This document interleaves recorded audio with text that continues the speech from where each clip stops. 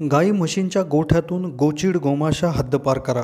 तुमच्या गोठ्यात असलेल्या गोचीड किंवा असे कीटक की ज्यामुळे जनावरे आजारी पडतात, अशा कीटकांचं नियंत्रण करण्याची अतिशय सोपी पद्धत व्हिडिओच्या माध्यमातून सांगणार आहे. व्हिडिओमध्ये तुमच्या गोठ्यात असणारे गोचीड तर निघून जातीलच, पण ते परत कधीही येणार नाही याविषयी सुद्धा काही ज्या काय प्रतिबंधात्मक उपाय, अतिशय सोपे उपाय देखील सांगणार आहेत की ज्यामुळे परत कधीही तुमच्या गोठ्यात गोचीड तुम्हाला बघायला मिळणार नाही.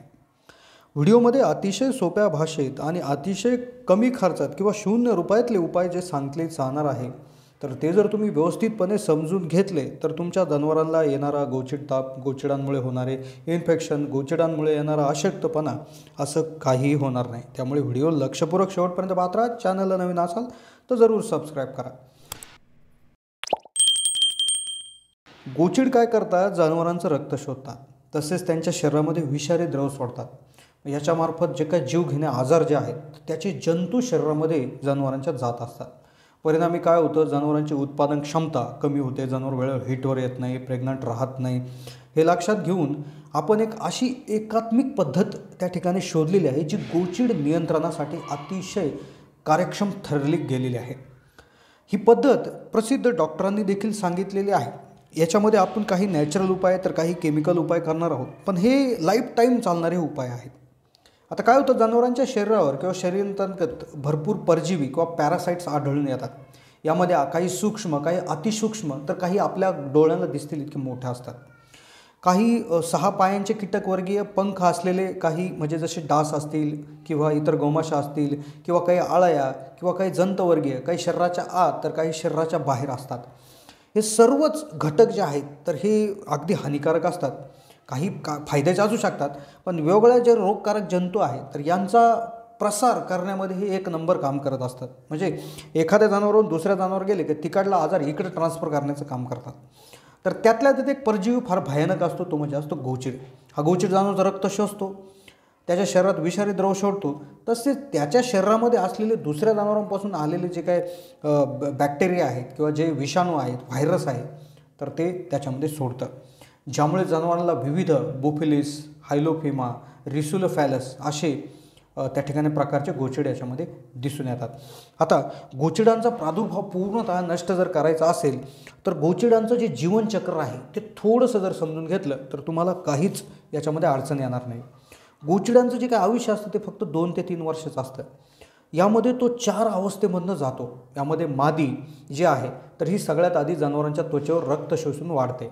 नराबरोबर तिचा जेव्हा समागम होतो तेव्हा ती खाली जमिनीवर पडून योग्य सुरक्षित ठिकाणी एका वेळी हजारो अंडे घालते. या अंड्यामधून 6 पायाची एक अळई सदृश्य लार्वा बाहेर पडते आणि ही अळई जनावरांच्या शरीराला चिटकते. बरेच दिवस रक्त शोषून मोठी होते, परत जमिनीवर पडते. 2 आठवडे उलटल्यावर 8 पाय असलेल्या तिसऱ्या निम्फ अवस्थेत परावर्तित होते. या अवस्थेत परत जनावरांच्या शोधात राहून त्वचेवर चिटकते. निम्फ अवस्थेतून नंतर मोठ्या गोचीड अवस्थेमध्ये रूपांतरण होतं. भरपूर रक्त शोषून मोठे होऊन परत समागम होतो. यात नराचा मृत्यू होतो, मादी अंडे दिल्यानंतर मरण पावते आणि अशा प्रकारे हे जीवनचक्र सुरू राहते. या जीवनचक्र सांगण्यामागचा उद्देश असा आहे की मादी रक्त शोषायला सुरुवात आधी करते, त्यानंतर ती खाली पडते, मग अंडे घालते. हे तुमच्या लक्षात काय आलं असेल किंवा ह्याच्यामध्ये लक्षात घेण्यासारखी एक महत्त्वाची गोष्ट अशी आहे की तुम्ही जनावरांच्या शरीरावर फवारे मारून जरी ते गोचीड पाडले, पण खाली जमिनीवर सुरक्षित ठिकाणी जे त्यांचे अंडे दिलेले असतात तर ते अंडे शोधून तिथं काम करणं अतिशय महत्त्वाचं असतं. जनावरांच्या शरीरावर तुम्ही लाखो रुपयाचे जरी फवारे मारले, पण तुमचा गोठ्याचा जो खालचा भाग आहे किंवा जी लपण्याची ठिकाणं आहे ती जर व्यवस्थित केली नाही तर तुम्ही काहीही करा, तुमच्या गोठ्यातले गोचीड कधीही संपणार नाही. मग याच्यावर आपण उपाय करणार आहोत. 100% म्हणजे पॉवरफुल, कायमस्वरूपी लाईफ टाईम इलाज आपण याच्यावर शोधलेला आहे. आता काय होतं? गोचीड प्रादुर्भाव जर झाला, बऱ्याच वेळा ते आपल्याला दिसत नाही, पण जनावरांना रक्तशाही दिसून येतो, ज्यामध्ये त्वचेला इजा दिसून येते, जनावरांमध्ये पॅरालिसिस देखील होत असतो, विविध आजार होतात. यामध्ये जे काय पेशींना संसर्ग होऊ शकतो, गंभीर थायरोलिसिस, बॅबिसिस किंवा विविध आजार होतात. जनावरांवर ताण येऊ लागतो, जनावर खंगू लागते, त्याची शारीरिक क्षमता कमी होते, दूध उत्पादन कमी होतं आणि त्यांची प्रतिकारक क्षमता देखील कमी होत असते. आता या गोचिडांच्या बाधेवर उपाय आणि नियंत्रणाविषयी आपण बोलूयात. अतिशय लाईफ टाईम चालणारा हा उपाय असणार आहे.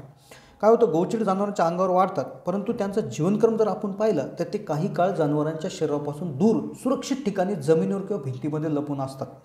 त्यामुळे त्यांचं जर समूळ नाश करायचं असेल, त्यांचं नियंत्रण करायचं असेल तर फक्त जनावरं उपचार करून भागत नाही, पूर्ण उपचाराची आपल्याला पद्धत विकसित करावं लागेल.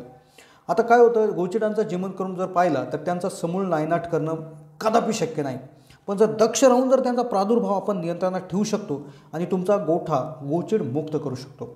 यासाठी काय करायला पाहिजे, तुम्ही काही जरी केलं तरी 100% गोचिड नियंत्रण होणार नाही. त्यामुळे आपल्याला असा आहार द्यावा लागेल की जनावरांची जी काय पचन क्षमता आहे ती व्यवस्थित होऊन त्यांची रोगप्रतिकारक क्षमता जबरदस्त असेल.